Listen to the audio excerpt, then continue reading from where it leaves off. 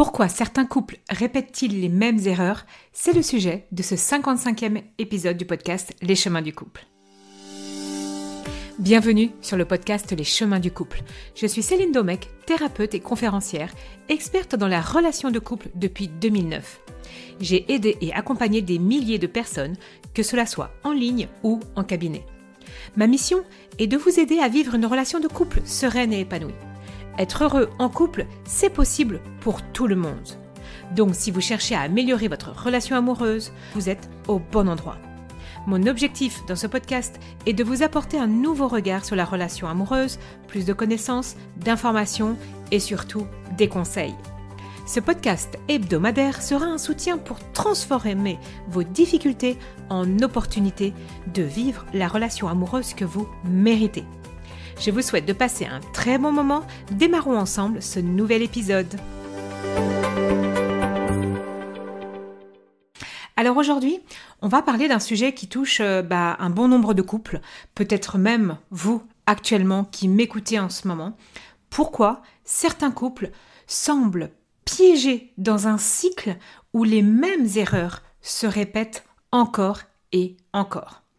Alors peut-être que vous êtes déjà retrouvés dans des situations où même les disputes vont revenir sans cesse. Alors là, au niveau des disputes, on va en reparler dans un prochain épisode.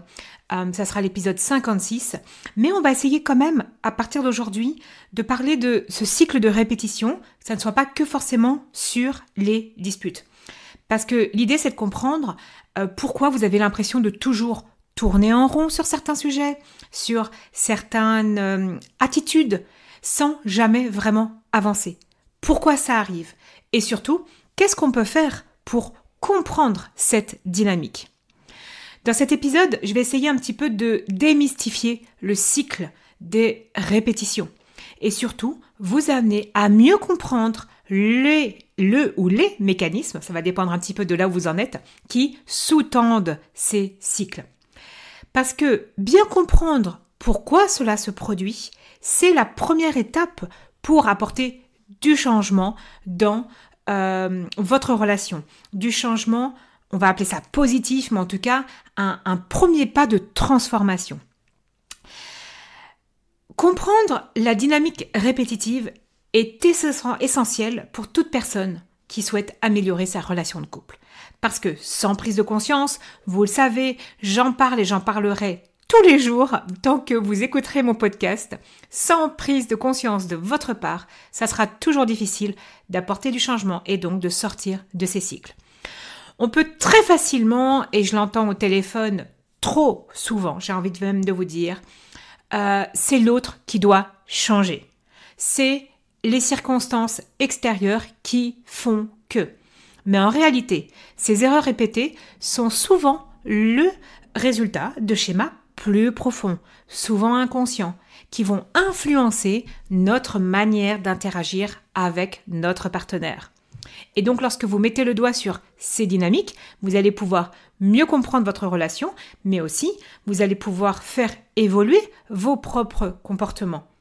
C'est donc une prise de pouvoir sur votre propre relation, sur vos propres modes de fonctionnement. Vous allez tout simplement arrêter de subir.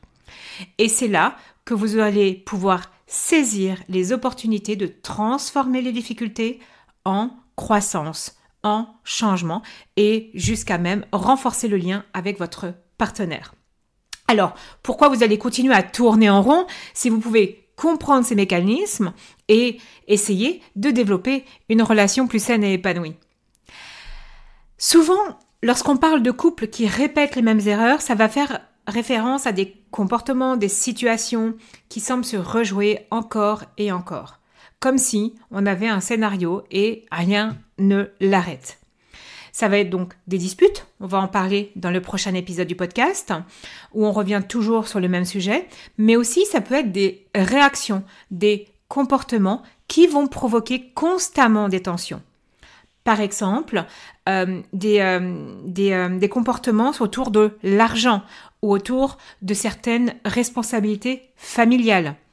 Dans certains couples, il y a souvent un partenaire aussi qui peut se sentir plutôt ignoré lorsqu'il exprime ses besoins. Et l'autre va plutôt dire « Non, mais moi, en fait, je ne sais pas comment répondre à tes attentes. » Et ça peut entraîner des conflits. Ou alors, les deux, vous allez vous sentir totalement incompris. Et au lieu de résoudre ça, eh bien, le conflit va se répéter sans fin. Un autre exemple, c'est là où il y en a un qui évite les conflits, qui préfère se replier sur lui-même, tandis que l'autre insiste pour discuter. Ça va créer une dynamique où l'un des deux fuit et l'autre poursuit. Eh bien, ça va aussi alimenter un cycle de répétition et qui va alimenter davantage la frustration de chacun.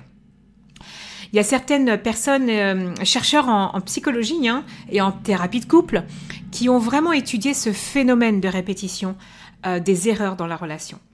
Et la théorie particulièrement qui est la plus intéressante, c'est celle des schémas relationnels. Et ces schémas sont quoi ? Ce sont des modèles de comportement que nous développons souvent dans l'enfance et que nous projetons dans nos relations à l'âge adulte. Donc par exemple, selon John Bowlby, le fondateur de la théorie de l'attachement, nos premières relations, principalement celles avec nos parents ou nos éducateurs, façonnent la manière dont nous interagissons avec les autres à l'âge adulte. Si un individu, si une personne a grandi dans un environnement où les besoins émotionnels n'étaient pas correctement comblés, alors j'aime pas le mot correctement, mais de façon adéquate plutôt, ça va être répété dans des schémas de relations amoureuses. Et en fait, souvent, on va chercher inconsciemment à combler ces manques ou à rejouer des scénarios, des fonctionnements qui sont familiers, que l'on connaît déjà. Harvey Hendricks aussi, qui est le créateur de la thérapie Imago, il dit que de notre côté, en fait, on recherche inconsciemment des partenaires qui vont activer, qui vont réveiller des blessures qui ne sont pas résolues de l'enfance, dans l'espoir de les guérir.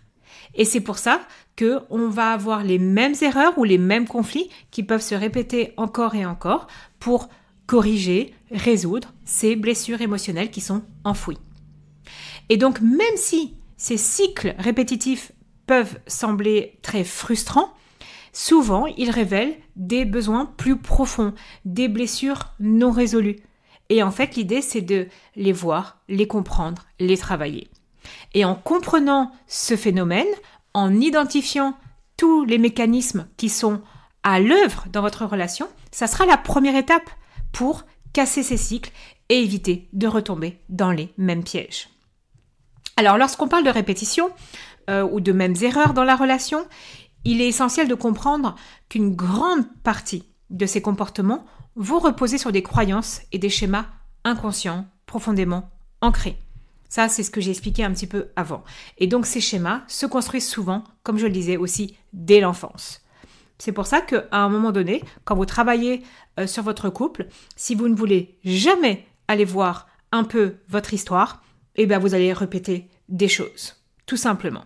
Il y a un moment donné, il faut juste aller voir. Ça ne veut pas dire forcément faire une thérapie de fond en comble de tout votre passé, mais il y a un moment donné, il faut pouvoir admettre aussi, reconnaître que vous avez vécu certaines choses et que c'est peut-être ça aussi qui enclenche des comportements aujourd'hui dans votre histoire.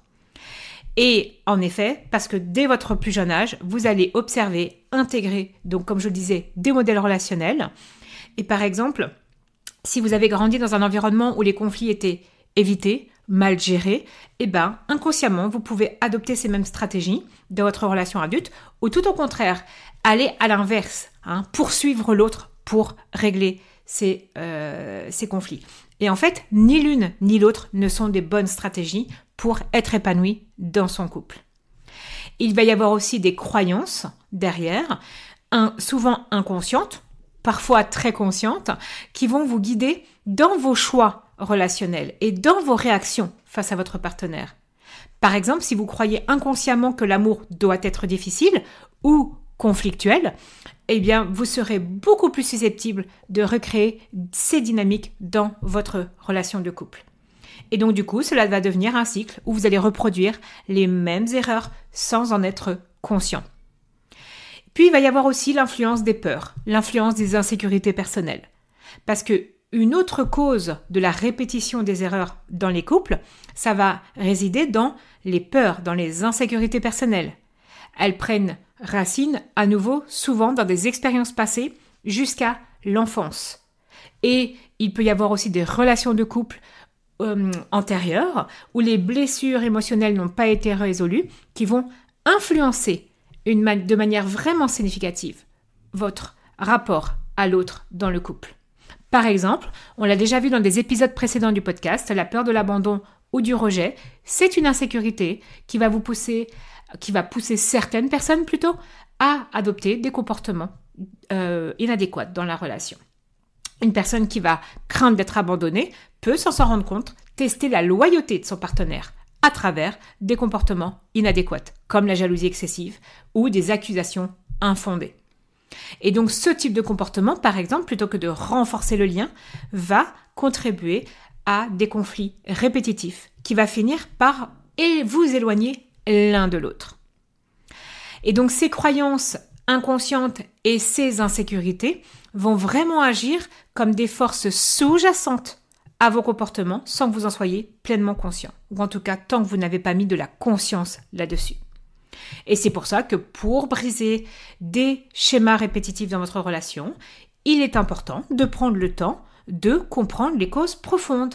Ça va vous permettre de les identifier, ces schémas, mais aussi d'entamer ce processus de transformation personnelle. L'une des principales raisons aussi pour lesquelles les couples répètent les mêmes erreurs, c'est la peur du changement. Cette peur est profondément ancrée dans la nature humaine. Le changement, lorsqu'il est même pour le mieux, est souvent perçu comme une menace, car il nous pousse à quitter ce qui est familier. J'ai envie de vous partager ça. J'ai régulièrement des personnes au téléphone qui souhaitent être accompagnées par mes soins. Et en fait, à un moment donné, je vois bien que les personnes disent « Bon, c'est bon, je vous rappellerai plus tard ». Et je demande toujours « Mais pourquoi ?» Et elle me dit « Non, mais en fait, je crois que c'est compliqué. » Et quand je creuse vraiment, quand je leur dis « Mais vous avez la possibilité d'être heureuse. » Quand je leur propose « Vous avez la possibilité de sauver votre couple. » Ou alors de partir d'être en paix. De ne plus avoir de conflit. Et quand je leur demande, et que ce n'est plus une question d'argent, que c'est vraiment « Mais pourquoi ?» Ah non, mais en fait, il y a vraiment cette prise de conscience que waouh, je peux être heureux, c'est du changement. Et ça peut être difficile. C'est une menace. Alors, c'est pas une conscience claire sur le moment, mais moi, je vous amène à prendre conscience de ça. Et en effet, dans ce cas-là, oui, je peux vous accompagner à travailler votre peur. Il faut juste le vouloir. Et ça, c'est important.